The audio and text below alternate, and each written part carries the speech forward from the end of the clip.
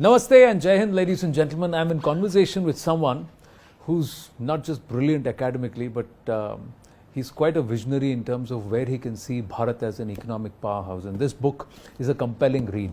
I'll be very honest, I have not read all of it. I've glanced through some because it's in very short time that we get to chat with him. It's not often that he sits across like this. KV Subramanian sir, first up, congratulations. Thank you so much, Anand. The what caught my attention is one is India is 100. So that's a vision for Viksit Bharat or 2047. Yes. The second part is this, economic powerhouse. Now, so let's look at this. So India at 100 and economic powerhouse. And what you've done is slowly, part by part, bit by bit. That's the symbolism, isn't it? And then we've got this rocket that takes us there. Correct. Launches us there. So let me first ask you, what is the most important cog in the wheel? You've broken it into 4 or 5 different pillars, about 27 chapters. But which is the most vital cog in the wheel? 8% growth. 8% growth. There again, I want to start with you. You say 8% growth is enough, but there are others who believe that if you have got to beat China, if you've got to get close to where they are, by 2047, we'll have to grow at 13.5%. Why do you say 8%? Allow me to explain. Yes, please. So, in the book, in the preface to the book, I say that if India can grow at 8% from here on, India will be a $55 trillion economy in 2047. So from 3 trillion to 55 trillion in actually slightly more than that, about 4 trillion. 4 trillion. Now that's the power of compounding, and I'll explain this.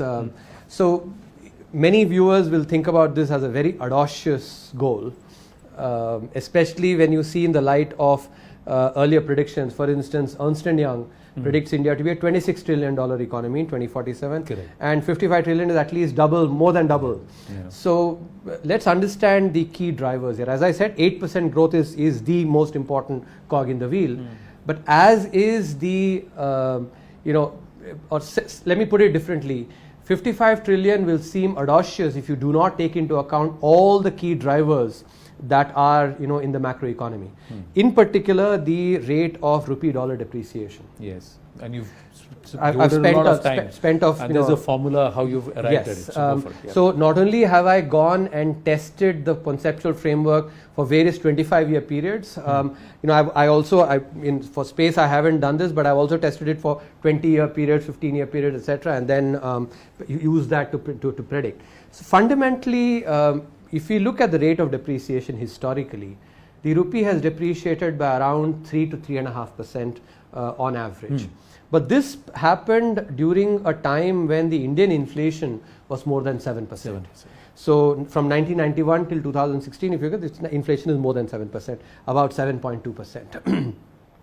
But post 2016, and that was a very important moment for India macroeconomically, when we implemented the inflation targeting regime, which required the RBI to deliver inflation at 4% plus minus 2.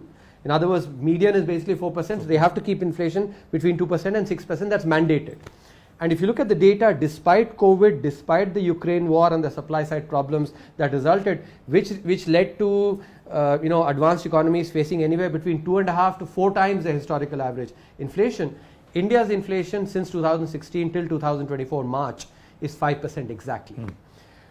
So it's a very reasonable expectation then, given the inflation targeting regime, the target of 4 plus minus 2, and the historical average from 2016, that going forward inflation will be 5%. That's a conservative estimate. Most likely it will be slightly less than that, a bit maybe 4.5, but 5% is reasonable. So if the depreciation of about 3.5% prevailed when inflation was more than 7%, a 2% decrease in inflation will translate 1-for-1 into a lower depreciation of the currency, because even if I ignore the real appreciation of the currency, which by the way historically has been about 1.5%, correct, even if there is no real appreciation, just the fact that lower inflation will mean basically lower depreciation, because higher inflation actually translates into higher depreciation for the real value of the currency to remain the same. So this is a very important element, and I'll now illustrate it through the numbers basically. Right. So if we use 7% growth in real terms, take growth to be 7% in real terms, add 5% inflation, that is 7 plus 5, 12% in nominal rupee terms. let's take the rate of depreciation to be 3%, as has been historical the case. In other words, ignoring the important dynamics that I'm going to come to just in a minute.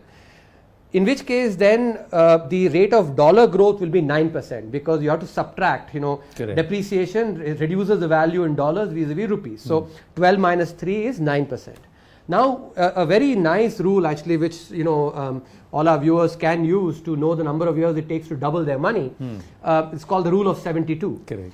So if, for instance, our economy grows at 9% in dollar terms, 72 divided by 9, that's the rule. 72 divided by the rate of growth. 72 divided by 9 is 8. So GDP will double every 8 years. Now from 2023 to 2047 is a 24-year period. 24 divided by 8 is 3.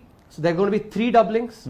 And in GDP in dollar terms in 2023 was slightly more than 3.25 trillion, 3.28 trillion. Correct. But let's use 3.25 because round numbers helps. So the 3 doublings will mean what? 3.25 to 6.5, that's the first doubling. 6.5 to 13, second doubling. 13 to 26. So this explains the Ernst & Young prediction. But as I said, that assumes the rate of depreciation of the currency to be what has been historically the case at 3%. Now let's redo the numbers, but do it properly. By assuming 8% growth, 8% plus 5% inflation is 13% in nominal terms. 1% depreciation, because as I said, the inflation has declined by at least 2%. So instead of 3% depreciation, 1% is a much more reasonable. So 13% in rupee terms minus 1% depreciation is 12% in dollar terms. Again, let's use the rule of 72. 72 divided by 12 is 6. So 6 years doubling now. 24-year period, down there are 4 doublings, because 24 divided by 6 is 4. So now you actually are going from 3.25 to 6.5, 6.5 to 13, 13 to 26, that's 3 doublings, but one additional doubling from 26 to 52. That's close to that 55 trillion. So what I've just laid out for you is a back of the envelope calculation that I hope our viewers were able to understand fully. Right.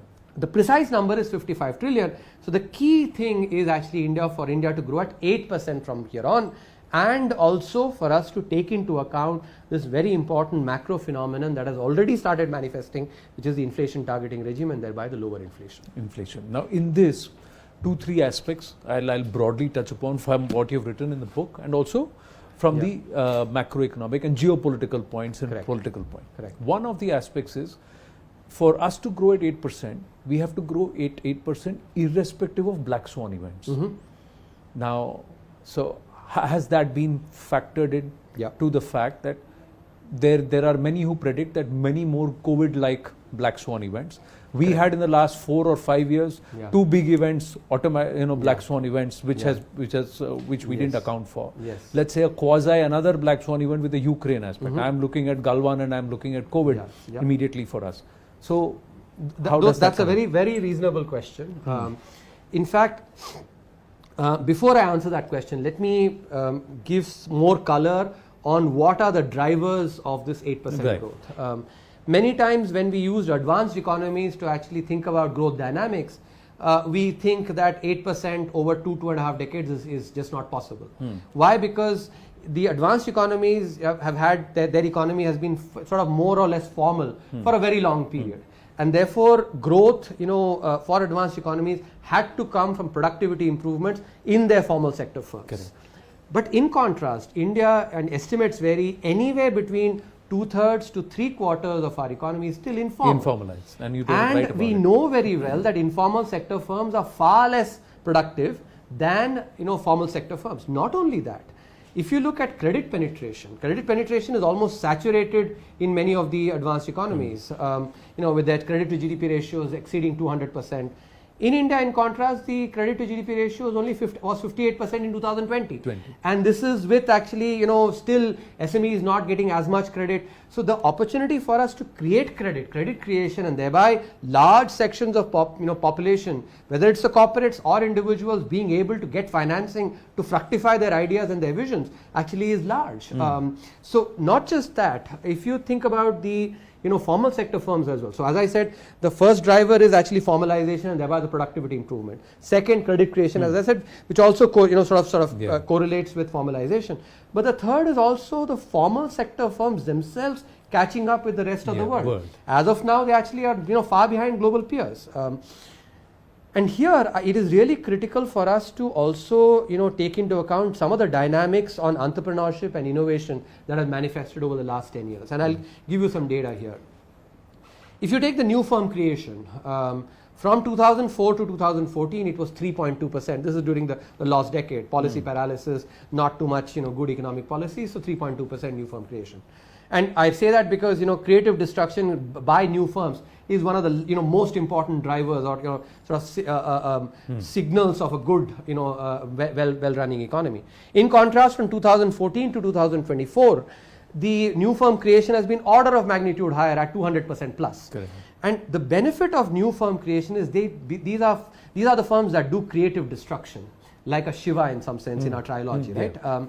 They bring new ideas, whether it's a Swiggy or actually a Flipkart or an Amazon. These are all actually examples of new ideas and which lead to productivity improvements. But more importantly, they also keep the incumbent firms on their toes, because in order for them to actually continue to stay in business, not lose business, they have to also be productive. In other words, they have to keep, it's as if they're running on a treadmill. They have to keep running in order to stay where they are. So that is a very critical aspect. The other element is innovation. For the first time in 2019, India entered the top 50 innovating countries. Yes. And now India is in the top 40. With the kind of emphasis on innovation, and I think the interim budget and the recent budget has emphasized 1 lakh crore of very, very subsidized financing for innovation together with the NRF, National Research Foundation. All these can really help innovation. So these are, in my opinion, the drivers. Now let me come to the question about the headwinds that can be there. I think it's important to look at China. If you look at China, and I use the year 2007 because that provides a good apples to apples comparison in terms of the development of the economy. Their GDP per capita was almost identical to ours today. So 2000s, that's a good. Now from then on, if you look at in the next 2 decades, approximately 17 years, but about 2 decades, they've grown at close to 8%. Now they've grown at close to 8% despite 3 black swan events: the global financial crisis, COVID, and the Ukraine war. How they did this by focusing on good policies that enabled them to maintain very high rates of investment and very high export competitiveness. And these were actually policy driven. So they focused on the domestic engines, enhanced their productivity, and invested a lot for them to be able to grow despite these black swan events. Correct. So that gives me the optimism that as long as India can focus and come up with good policies, India can also fire its domestic engines. We about 60% of our GDP comes from domestic consumption, and we have a large population. As the economy will grow, this economy, the consumption will rise. They basically will demand all kinds of goods and services, so that and we can produce for them as well. Correct me if I'm wrong, because you'll know the numbers better. 2007 per capita wise, also we were somewhere close to where Bharat is today, around China and Bharat. Correct, now, let me ask you this. For this to happen, China was a state-run entity, not a democracy. Yes. They ran sweatshops. They flocked their people to work 14, 16 hours. Yes. Now, we have industrialists, we have many people, policy people, and youngsters, entrepreneurs who are saying, our labor force needs to work 11 hours. They need to work 70 hours a week. Now that itself is a challenge. How do we get that done in a democracy? Because if we need to grow at this rate, we need to become more industrious. We need to work harder. But everybody today is automatically running towards quality of life, balance, not more than 8 hours. Hey, they're saying other countries, some of the developed nations are looking at 4-day work weeks, and you're telling me to work 70 hours. How's that going to happen? Now, if I don't work 70 hours, how do I grow? No, so I think here I would differ from you, Anand. Okay. I have emphasized job creation significantly. I don't think that we need to be working these 70-hour weeks. Okay. In contrast, I think we should be focusing on providing good quality jobs. The 8-hour jobs basically for our burgeoning youth. That is something which is important. That's why I've spent a lot of space on focusing on manufacturing. Manufacturing sector jobs are really critical. So I think while there'll be some people like us who will actually, when I was an assistant professor, I was actually working 100-hour weeks. Correct. Not just 70-hour weeks. But there'll be some people who will do that. But I think when we look at the large mass of people, we need to actually provide them the factory jobs, that which basically are these 8-hour jobs, 40-hour weeks, that they, because that is really important for them to not only have a sense of identity, and we all know actually, I think the day that we remember the most actually is the day when we got our first job, right? Correct. Because it's such an important event in a person's life. It provides identity. It also is important for social and economic inclusion. The chorus is for let's say 1 MSP, 2 Manrega, doles, 3 caste census. These are conversations that are happening. Now, is this going to push Thalinomics? Is this going to actually give the Labharti or the Kisan what they actually deserve for us to become a 55 trillion? Very good question, right? So these are these are our risks. These are the bad policies that actually will not help us deliver that 8% growth. We need, the freebies, or basically just focusing on inequality. And that's one of the other, in the preface to the book itself, I talk about the risk factors that come from either cut pasting policies or narratives from the advanced economies, or not, indulging in deep thinking to come up with solutions that are actually suited to India's problems. I use the example of COVID, for instance, as when India evolved policies that were well suited to the Indian economic landscape, but at the same time were deeply thought as well by diagnosing the crisis. I think it is really important. At the same time, I'll give you one more example. Take, for instance, this narrative on inequality. A lot of people now, for instance, quote Thomas Piketty, without realizing that the narrative that Thomas Piketty and others are actually talking about, that fits well for the advanced economies, does not fit well for India. And I think if you look at if you correlate, in the advanced economies, higher inequality correlates with lower socio-economic indicators. And therefore, they need to really care about inequality. So let me put it straight here and get your thoughts. Will you back an economy-based or economic classification-based reservation or a caste-based reservation? Because some states are trying to reserve jobs only for their own natives. Now, is that good policy? Is that healthy? Haryana tried to do it. Karnataka tried to do it. Is that healthy? Or would you look at, let's try and reserve jobs for economically backward? So that's something that's being pushed by the current disposition, vis-a-vis a caste-based reservation that's being pushed by the opposition. Where do you stand as an academic, economist, and someone who's keeping the eye on the larger goal of us being a 55 trillion economy? Correct. So, let me answer this by, in the book, the maximum number of chapters are devoted to the second pillar, which is social and economic inclusion. Why? Because I actually believe that policies that are about cutting the pie in different ways, that's one kind of policy. Another kind of policy is where you grow the pie so that there is enough for everybody. The policies that actually lead to sustained prosperity and inclusive prosperity are the ones that lead to expansion of the pie, not the ones where you're actually trying to take one piece, hey, Anand, the piece that is coming to me, you eat it. Those are ones that actually will not lead to as sustained prosperity. So I have absolutely no hesitation in actually saying that India needs to focus on policies that will actually expand the pie, and that will happen through more investment. That is why the virtuous cycle driven by investment, realizing that wealth creators actually indeed are a boon to society. So you grow the pie rather than just keep the pie at the same level and try and say that's a great thought. Where is the middle class in all of this? The middle class in the current budget, the middle class seems to be the one that's been whipped. So I earn, I pay tax, I spend, I pay tax, and then when I save, I again pay tax. So I think the middle class is a very critical element. In fact, if you look at the second pillar, it is about the creation of a large middle class.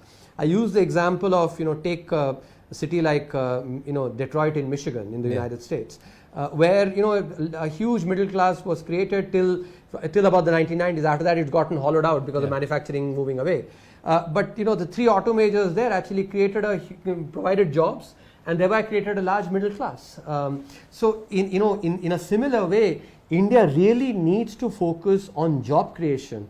And I think I cannot emphasize this enough. The second pillar of social and economic inclusion, which will lead to a creation of a large middle class, requires us to focus on jobs. And therefore I find it quite heartening that this year's budget has really sort of focused on job creation.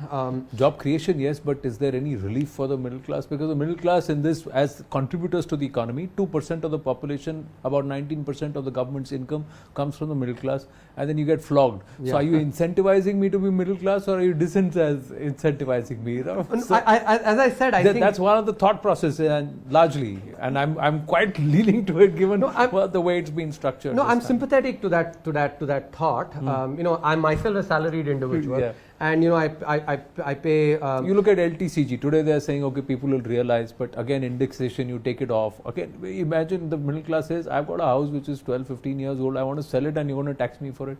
When No, I think Anand, see, one thing I will say is that we have to be a little careful. When one is talking about a 20-25 year period, to not just extrapolate from the here and now. I'll give you the example of take this entire narrative of the north-south divide. Correct. In December. Yeah. Just December, few months back, yeah. everybody and his aunt was basically talking about the north-south divide. And now come June, that basically is it's not the flavor anymore. So I think that this is an example of the kind of narratives that oftentimes actually they just come like bubbles, right? And move away. So I think we have to be careful to make sure that we focus on some of the long-term drivers, so long-term narratives. This is not a 25-year problem. This is not a no. It narrative. actually, the way I would say is that building that middle class and giving them the incentives actually is indeed part of that long-term narrative. So you're saying the more the middle class grows, the lesser will be the tax burden on each individual overall, because indeed, and actually this is something which actually I've see when we look at the tax collections, right? It's a salaried class that ends up bearing a significant share of that effort. The emphasis, and this is something which India has to think about in the coming decades and work towards it. You think the government is on the right path as per your vision? Yeah, are we on the right path right now? Yes, on the trajectory? let me share this on this aspect by using what I love, example from cricket. You might remember in the early 90s, Sachin Tendulkar had just appeared on the scene. Correct. And everybody found basically the amount of time that he had to actually hit his shots and the way he looked something different, right? At that time I remember Sunil Gavaskar making a statement. He said, if Sachin does not score 40 international hundreds and at least 12,000 international runs, I'm personally going to go and strangle him. He said this in what context? He said it basically having seen the performance right? And seen that potential over the last some years, and then seeing that this is what the potential is. While that is important, equally when you look at actual record, more than 15,000 runs, more 100 international hundreds, that did not come about just through potential. It required a lot of hard work. It's legendary when Shane Warne came, how he actually went and practiced in Chepauk, hours and hours. He also had the tennis elbow injury when he had to rediscover. He had to actually find creative ways. So where he never played a shot through the cover. Exactly, cover. So I think to me, therefore, this is actually the the best way of capturing what Indian economy is today offering. Having grown at such high growth rates, over the last 3 decades, despite all the challenges, we have to reform our bureaucracy, we have to reform our judiciary, human capital, we have to make a lot of investments. We didn't digitize as much as we know in the last few years.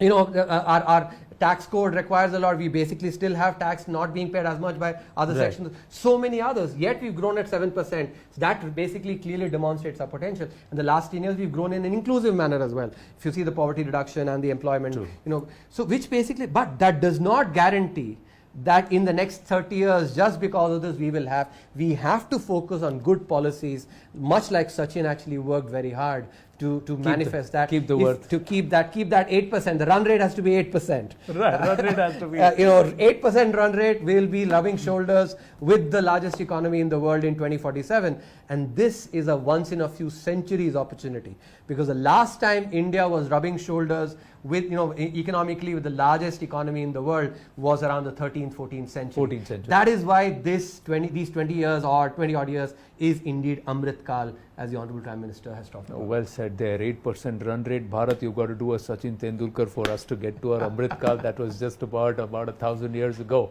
Thank you so much, KVS. Lovely speaking with you. Thank Pleasure. you. Thank you so much. Thanks a lot.